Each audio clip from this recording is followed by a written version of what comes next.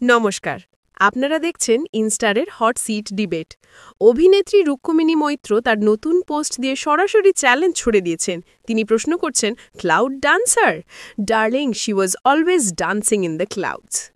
ছবিগুলি বলছে রুক্মিণীর এই স্বপ্নময় সাদা আউটফিট আর তার আত্মবিশ্বাসী পোজ, তিনি যেন সত্যিই মেঘের ওপর ভেসে বেড়াচ্ছেন।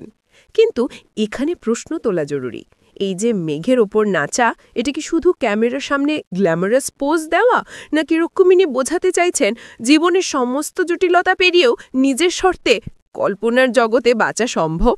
দর্শক, আপনাদের কি মনে হয়, এই তারকারা কি সত্যি সবসময় হাসি খুশি মেঘে ভেসে থাকেন, নাকি তাদের জীবনের এই ক্লাউড ডান্সার লুকটি কেবলই সোশ্যাল মিডিয়ার এক সুন্দর ফ্যান্টাসি?